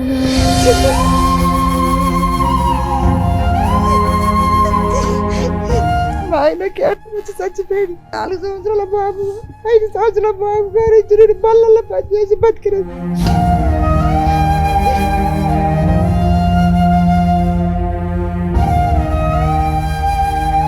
మాకు ఎవరు లేరు. మా చెల్లె, మా అక్క, మాకు వాళ్ళ దగ్గర ఇస్తారు సార్. నా కొడుకు ఎంత ఇప్పుడు చదువుకుంటాను సార్. 2 మగ పిల్లలు. మాకు ఇల్లు లేదు, ఏది లేదు సార్. మాకు గూడు ఏది లేదు సార్. మాకు నేను ఒక్కదాన్ని చేస్తున్నా పిల్లలు బతకాల. ఆ పరిస్థితిలో మేము బతుకుతున్నాం సార్. 15 సంవత్సరాలు సార్ వాళ్ళ హస్బెండ్ చనిపోయి 2 చిన్న ఏజ్ లోనే. అంత చిన్న ఏజ్ సార్ వీళ్ళకి. 30 ప్లస్ అంతే, 30, 32, 34 ప్లస్. పొలం పనులు చేసి ఇట్లా అయిపోయారు కానీ అందరూ. ఇప్పుడు ఊర్లలో సార్ హాస్టల్లో పనిచేసి నా 2 పిల్లలు చదువుకుంటా సార్. ఇప్పుడు మొన్న నర్సంపేటలో నా పెద్ద కొడుకు సీట్ వస్తే చదివితే సారు బెదిరించి, నువ్వు ఇట్లా తప్పియద్దు బెదిరించి, నువ్వు కాలేజీకి రావద్దంటే నా కొడుకుని కొడితే కాలేజీ బంద్ చేసి ఖాళీగా ఉంటాను సార్. నా కొడుకు కాలేజీ కూడా పోవట్లేదు. నాకు కూడా ఒంట్లో మంచిగా లేదు సార్. నేను ఇలా కిరాయిలకు ఉండి బతకాలంటే కట్టలేకపోతున్నా సార్. కిరాయిలు నా పిల్లలు చదువుకోవాలంటే ఇబ్బంది అవుతుంది మాకు. మా పరిస్థితి అంత ఘోరంగా ఉన్నది సార్. మాకు ఇల్లు లేదు, ఏమి లేదు సార్. నా భర్త చచ్చిపోయినప్పుడు ఇల్లు అమ్ముకొని నా పిల్లలు నేను హాస్టల్లో బతికినాను సార్. మాకు సాయం ఇంత అంత మాకు సాయం చేయండి సార్. మాకు ఏం లేదు సార్, మాకు ఇల్లు కూడా లేదు సార్, మాకు అసలు ఎక్కడ లేదు సార్. మా చెల్లె దగ్గర నా కొడుకు బతుకుతాడు, చిన్న కొడుకు, పెద్ద కొడుకు నా దగ్గర ఉంటాను సార్. ఆయన చదువు అన్నది టీచర్ చేపట్టే చదువు పని చేసిండు సార్. ఆయన కూడా ఏం పని పోవట్లేదు సార్. నేను కూడా నాకు హెల్త్ బాగాలేక పక్షవాతం వచ్చింది సార్. మీరు మిషన్ నేర్చుకున్నారమ్మా? సో మీకు కూడా ఒక మిషన్ వస్తే కుట్టుకుంటూ బతకొచ్చు ఇంట్లోనే, అంతేనా? కుట్టు మిషన్ ఒకటి. మాకు ఇల్లు ఏం లేదు సార్. అది గవర్నమెంట్ పరంగా ఇలాంటి వాళ్ళని కూడా ఒకసారి ఐడెంటిఫై చేస్తారు సార్. ఇట్లా ఒంటరి మహిళలకి ఇల్లు అనేది కొంచెం ఇమీడియట్ గా వస్తే కూడా మంచిగా ఉంటది కదా. ఇందిరమ్మ ఇల్లు పెట్టారు కదమ్మా, రాలేదా మీకు? మాకు రాలేదు సార్, రానియలేదు సార్. మాకు లేచిన వాళ్ళకే ఇస్తారంట. మాకు ఇల్లు జాగ కూడా లేదు సార్, జాగ కూడా లేదు సార్, ఎక్కడ లేదు జాగ. ఏ నియోజకవర్గం మీది? మాది ఖమ్మం మైబాద్ సార్, మాది మురళి నాయక్. ఓకే. మాకు జాగ కూడా ఎక్కడ లేదు సార్. ఆడ 4 రోజులు బతుకుతాను సార్. ఇప్పుడు మా చెల్లెళ్ళ ఇంటికి వచ్చినా సార్. ఇప్పుడు హైదరాబాద్కి వచ్చారు బతకడానికి, ఇంకా ఊర్లో ఏం లేదు, ఇక్కడ ఏం లేదు. ఇదే సార్ ఇప్పుడు ట్రైనింగ్ నేర్చుకుంటున్నాను. నేను అనేది ఏంటంటే ఫస్ట్ ఒంటరి మెల్ల ఒక 1000 కుట్టు మిషన్లు ఏం సార్, ఒక్క పెద్ద పెద్ద ఇండస్ట్రీ వాళ్ళు ఉంటారు, ఒక 100 కుట్టు మిషన్లు ఇస్తే, ఓ 10 మంది ఇస్తే, 1000 ఇస్తే వాళ్ళ ఇంట్లో 4 బతుకుతారంటే దాదాపుగా ఒక 5000 మందికి మనం హెల్ప్ చేసినట్టు. అవును. అరే ఇప్పుడు దేనికో షోకులకు పెట్టి దేనికో అదిగా చేస్తారు కదా. ఒక వాళ్ళ జీవితాలల్లో ఒక్కసారి తొంగి చూడాలి సార్, తెలుస్తుంది. అయితే అందరు చూడలేరు. సుమన్ టీవీ ద్వారా వాళ్ళ బాధలు వాళ్ళు చూస్తుంటే మీకు అర్థమవుతుంది. నేను అనేది ఏంటంటే ఒక్క కుట్టు మిషన్ వాళ్ళ జీవితాన్ని మారుస్తుంది. ఇస్తే ఏమవుతుంది అంటే సార్, ఇప్పుడు మీరు అందరు ఎక్స్పెక్ట్ చేస్తుంది కూడా ఒక కుట్టు మిషన్. ఒక కుట్టు మిషన్ ఫస్ట్ అయితే ఒక కుట్టు మిషన్ ఇస్తే దాన్ని వీళ్ళు హ్యాపీగా చేసుకోగలుగుతారు సార్. ఇప్పుడు మీరు ఫస్ట్ ఈ షోకి ఎంత మంది వచ్చారు? 10 మంది. 10 మంది వచ్చారు. 10 మంది వచ్చారు. కుట్టు మిషన్ 4000 అవుతుంది, అంతే కదా? 4 నుంచి 5000 అంతే. నేను నాకున్న సర్కిల్లో అంటే ఇవి కంటిన్యూగా ఎపిసోడ్స్ రన్ అవుతూనే ఉంటాయి.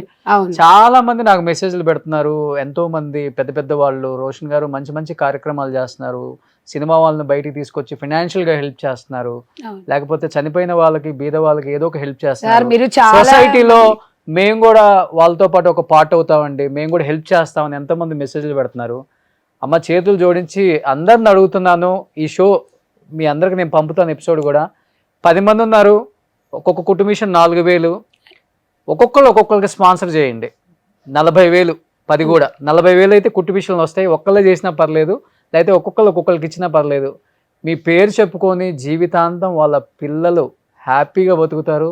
వాళ్ళు నేర్చుకున్న పని ఏంటంటే, యాక్చువల్గా చెప్పాలంటే వీళ్ళు పెద్దగా చదువుకున్న వాళ్ళు కూడా కాదు పాపం, ఏం చదువుకోలేదు కూడా. వీళ్ళు కేవలం ఏంటంటే ఈ మహానుభావురాలు ఈ ఒంటరి మహిళల ఇబ్బంది చూడలేక అన్ని జిల్లాలలో కుట్టు మిషన్లు కార్యక్రమాలు చేపట్టి, అక్కడ ఒక గవర్నమెంట్తో మాట్లాడి, ఎమ్మెల్యేతో మాట్లాడి ఒక షెడ్ లాంటిదో ఏదో ఒకటి నిర్మించి, ఆమె డబ్బులతో లేకపోతే వాళ్ళ అందరి సహకారంతో కొన్ని కుట్టు మిషన్లు పెట్టి ఒంటరి మహిళల్ని ఐడెంటిఫై చేసి వాళ్ళని అక్కడ కుట్టు మిషన్లు నేర్చుకోమని ఫోర్స్ చేసి, మీ జీవితానికి ఒక ఉపాధి అవుతుంది కుట్టు మిషను. మీరు ఎండకి గాలి అంటే హెల్త్ బాగాలేని వాళ్ళు, ఎండకి గాలికి పోలేని వాళ్ళు శుభ్రంగా 10 జాకెట్లు కుట్టుకున్నా కానీ మీకు జీవితం తెల్లారిపోతుందని కార్యక్రమం చేపట్టారు. సో ఆ కార్యక్రమాన్ని దిగ్విజయంగా ముందుకు తీసుకెళ్ళాలి అంటే సమాజంలో ఉన్న చాలామంది పెద్ద పెద్ద వాళ్ళు ఒక్కొక్క కుట్టు మిషన్ వీళ్ళకి హెల్ప్ చేస్తే ఏం అడగట్లేదు. వీళ్ళు ఒక కుట్టు మిషన్ 4,000, 4,500 అవుతుంది. హ్యాపీగా వాళ్ళు కుట్టుకొని పిల్లల ఎడ్యుకేషన్ కానీ లేకపోతే వాళ్ళ ఫ్యామిలీని నడుపుకోవడం కానీ చేస్తారు. సంజయ్ రెడ్డి గారు, ఫస్ట్ ఆఫ్ ఆల్ హ్యాట్సప్ అండి. ఎందుకంటే ఇన్ని వేల మందికి కుట్టు మిషన్లు నేర్పించాలన్న ఒక మంచి కాన్సెప్ట్ మీకు ఎందుకు వచ్చిందో నాకు తెలియదు.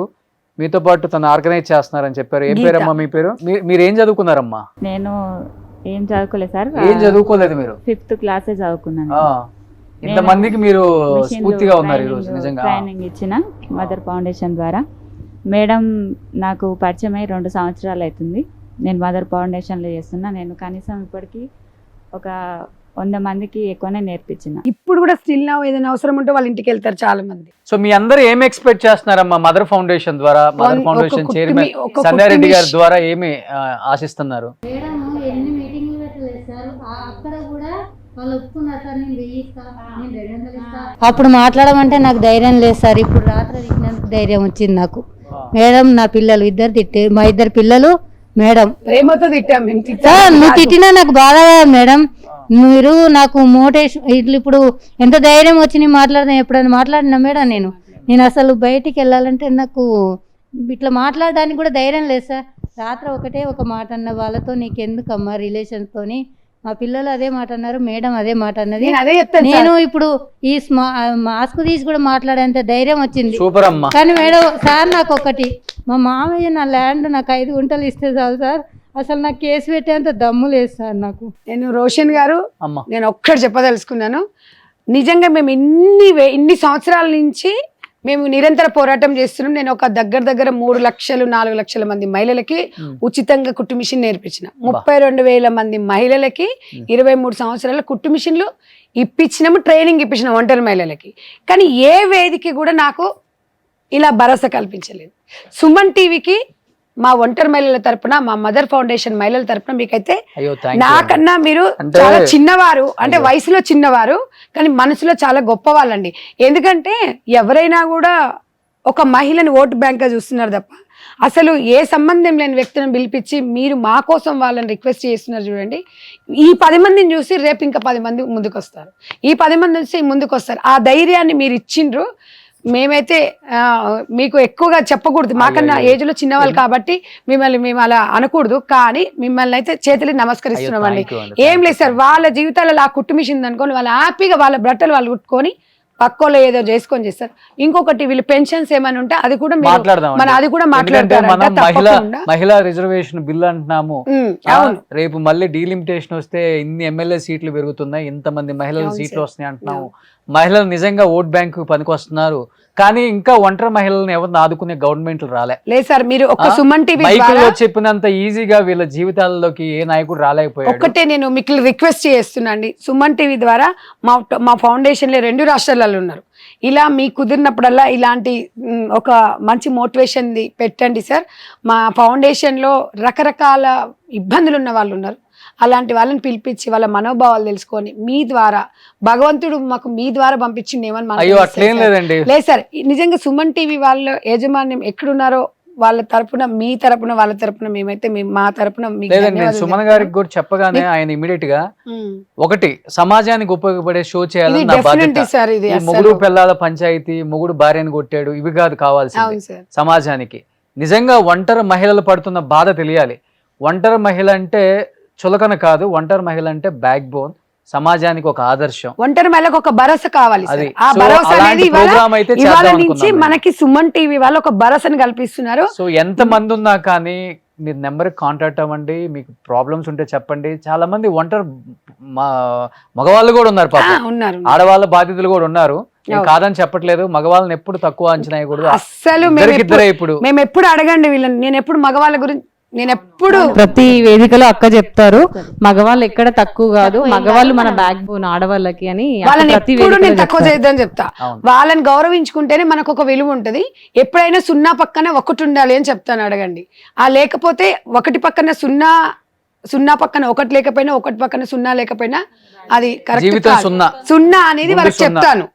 ఫస్ట్ నేను వీళ్ళకే చెప్తాను, మగవాళ్ళు కొంచెం ఒడదుడుకుగా ఉంటారు. గ్రేట్ అమ్మా, మీరు చదువు లేకపోయినా ముందుకొచ్చి ఉన్న బాధలు సొసైటీకి తెలియాలి. మా ద్వారా మిగతా మహిళలకు కూడా మేము ఇన్స్పిరేషన్ అవ్వాలని రావటం first of all hats up. వీళ్ళందరూ మీకు చెప్పాలి సార్, మీకు చెప్పాలి.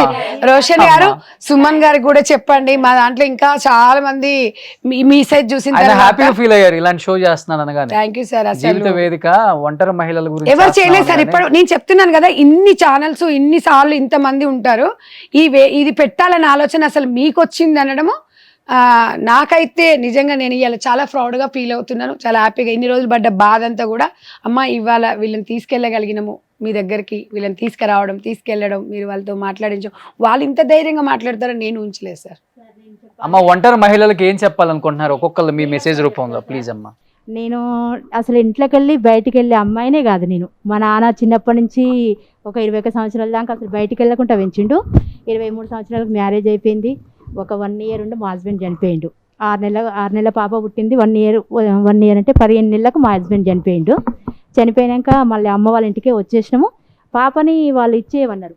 పాప వద్దు, ఇక చిన్న వయసున భర్త చనిపోయిండుగా, ఇంకో పెళ్లి చేసుకున్నట్టుగా పాపని ఇచ్చేయమన్నారు. వచ్చేసింది మా అక్క వాళ్ళు కూడా. పెద్ద మనుషులు అందరు ఇచ్చేసి వస్తే పాప లేకుండా నేను ఉండను, మీ ఇంటికి రానని నేను సెంటర్లోనే కూర్చున్నా, బస్ స్టాండ్లోనే కూర్చొని పాప ఉంటే మీ ఇంటికి వస్తా, మా అమ్మోళ్ళ ఇంటికైనా మా అమ్మతోటైనా ఫైట్ చేసిన, నా పాప ఉంటేనే మీ ఇంటికి వస్తాయి, మా పాప లేకుంటే నేను మీ ఇంటికి రానని అసలు 3 రోజులు నరకం అనుభవించిన. అసలు నా పాప వచ్చిందాక నేను ఇంటికి వెళ్ళలేదు. అదే అలసి చూసుకొని మా అత్త పాపని ఏనంటది. పాపని ఏనంటే ఇక పెద్ద మనుషులందరూ పాప లేకుంటే ఎట్లా, చిన్న పాప పాలు ఎట్లా ఇస్తావు నువ్వు, ఇచ్చేయి అమ్మాయికి అని అంటే అప్పుడు ఇచ్చిరు సార్. అప్పటికే నాకు అన్నదమ్ములు లేరు, బాబాయిలు ఎవ్వరు లేరు. నాన్నకు 2 అమ్మాయిలమే, మేమిద్దరమే. అక్క పెళ్లి చేసుకొని వెళ్ళిపోయింది. నాయనకు నా పెళ్లి కాగానే పేరాల్సిస్ వచ్చింది. ఇక అమ్మ అంత తెలియలేదు. ఇంకా నేను ఇంటికి రానమ్మా అంటే ఇక పాపను తీసుకొచ్చిందాక బస్ స్టాండ్లోనే కూర్చున్నా ఇంటికి వెళ్ళనని. పాపను తీసుకొచ్చినాక ఇంటికి వెళ్ళిన.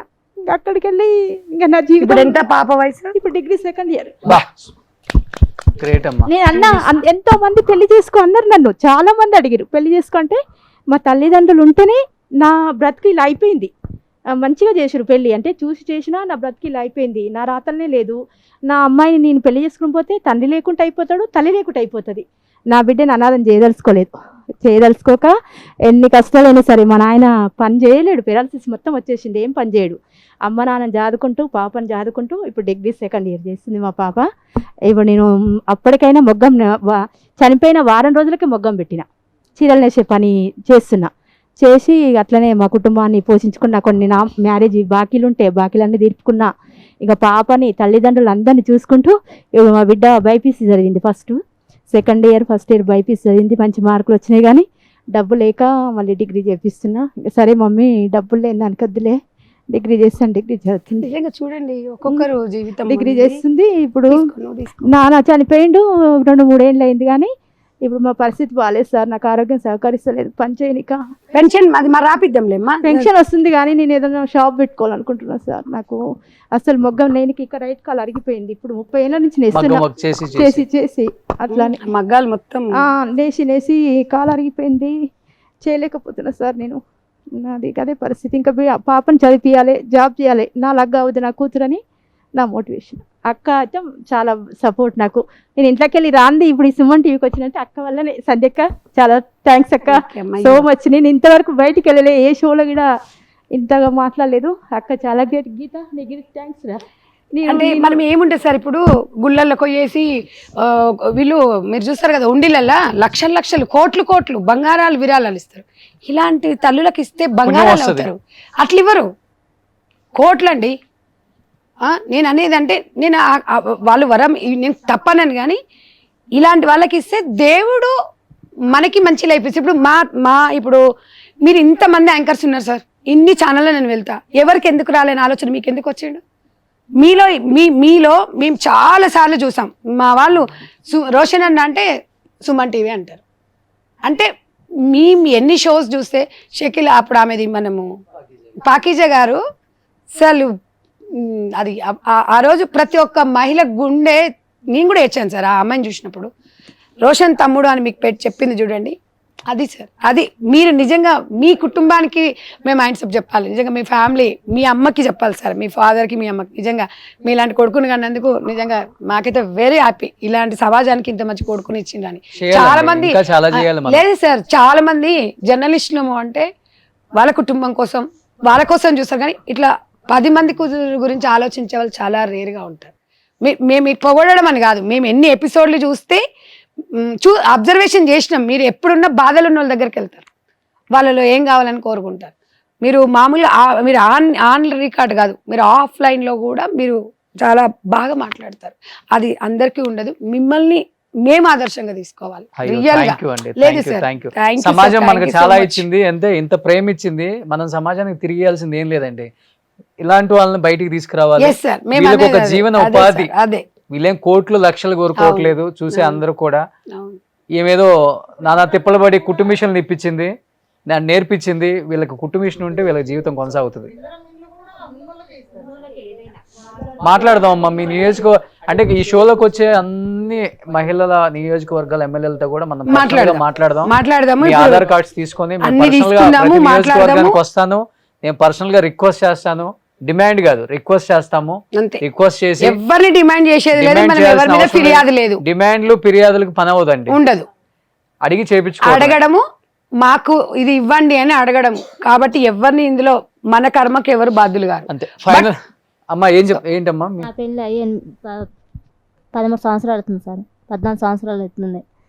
మా ఆయన నాకు 8 సంవత్సరాలకు మా పాప పుట్టింది, 8 సంవత్సరాలకు అందింది. మా ఆయన చనిపోయింది సార్, 2 సంవత్సరాలు అవుతుంది చనిపోయి. నా పాప చిన్నగా ఉంది సార్, నాకు ఏదన్నా ఆధారం చేయాలి.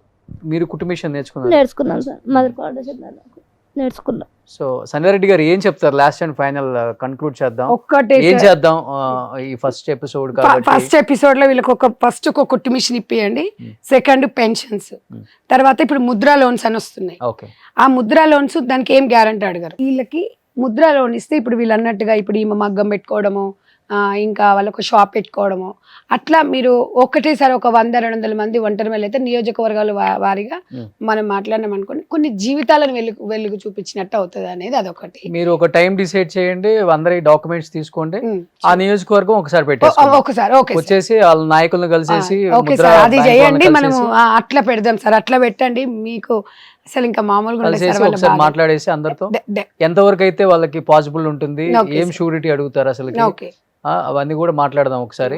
సో ఈ ఓవరాల్ గా అయితే ఒకటే చెప్పదలుచుకుంటున్నాను, జీవిత వేదిక అంటే వాళ్ళకు ఒక మంచి జీవితాన్ని ఇవ్వటం కోసం ఈ వేదిక మేము ఈ ప్లాట్ఫామ్ ని క్రియేట్ చేసాం. సో చాలా మందికి ప్రాబ్లమ్స్ ఉంటాయి, అందరు ప్రాబ్లమ్స్ మనం సాల్వ్ చేయలేము, మనమేమో దేవుళ్ళం కాదు, సో అందరితో అందరూ అతీతమేం కాదు. సో మనిషికి సహాయం చేసుకుంటే ఇంకొక మనిషి జీవితం బాగుపడుతుంది, జీవితాంతం మనల్ని అనుకుంటారని భావించే మైండ్ సెట్ నాది. అలా ఎంతోమందిని చేశాం కాబట్టి లాస్ట్ అండ్ ఫైనల్గా ఒకటే రిక్వెస్ట్ చేస్తున్నాను సమాజంలో ఎంతో గొప్ప గొప్ప వాళ్ళు ఉన్నారు, వాళ్ళకి హెల్ప్ చేయాలంటే వాళ్ళకి ఆ రూట్ తెలియదు, ఎక్కడ చేస్తే అంటే నేను ఈ డబ్బు ఇచ్చినా కానీ అది సరైన పనికి ఉపయోగపడదా, ఇదంటే వాళ్ళు మార్చి చెప్తున్నారా వాళ్ళు దొబ్బేయటానికి అని రకరకాల వాళ్ళు ఉంటారు. కాబట్టి ఒక సరైన ప్లాట్ఫామ్ మీద ఇది ప్రాబ్లం అని తెలిస్తే సొల్యూషన్ మీరు ఈజీగా ఇవ్వగలరు కాబట్టి ఈ ప్లాట్ఫామ్ క్రియేట్ చేసాం. వేరే ఉద్దేశం ఏమీ లేదు, ఎవరిని తక్కువ అంచనా చేసి లేకపోతే తక్కువ దిగదాచి మాట్లాడే ఉద్దేశమే లేదు. ఒంటరి మహిళలకి ఒక భరోసా, ఒంటరి మహిళ అంటే ఈ సమాజానికి ఒక ఆదర్శం, ఒంటరి మహిళ అంటే ఆ కుటుంబానికి ఒక బ్యాక్ బోన్. ఇదే మా కాన్సెప్ట్. అందరూ కూడా దయచేసి ఈ షోలో ఉన్న ఈ 10 మందికి కుటుంబిషన్స్ మీ ద్వారా ఇస్తే వాళ్ళ కాంటాక్ట్, వాళ్ళ నియోజకవర్గం, వాళ్ళ మీ ద్వారా చెప్పినా కానీ వాళ్ళకి మనం ప్రొవైడ్ చేస్తాం. వాళ్ళకి ఒక మంచి జీవితాన్ని ఇవ్వండి, ఇంతకు మించి నేను కోరుకునేది ఏం లేదు ఈ జీవిత వేదిక షో ద్వారా. So thank you so much Sandhya Reddy గారు వన్స్ అగైన్. అమ్మ అందరికీ థ్యాంక్స్ అమ్మ వచ్చినందుకు, అందరికీ థ్యాంక్ యూ. మీ జీవితాలు చాలా బాగుంటాయి. మళ్ళీ నేను మీ కుటుంబంకి ఎందుకు వస్తాను అంటే మీ ఫ్యామిలీ దగ్గరికి ఎందుకు వస్తానంటే మీరు హ్యాపీగా ఉన్న రోజు మళ్ళీ వస్తా, అతి త్వరలో మళ్ళీ వస్తాను. సో అందరూ హ్యాపీగా మీరు నేర్చుకున్న వృత్తి కుటుంబిషన్ కాబట్టి దాన్ని జీవన ఉపాధిగా చేసుకొని పిల్లల్ని హ్యాపీగా చూసుకోండి, మీరు హ్యాపీగా ఉండండి. త్వరలో మీకు అందజేసే కార్యక్రమం అయితే నేను చేస్తాను. థ్యాంక్ యూ అమ్మ, అందరికీ thank you so much. Suman టీవీలో మీ పర్సనల్ అండ్ బిజినెస్ ప్రమోషన్స్ కోసం కింది నెంబర్కి కాంటాక్ట్ చేయండి.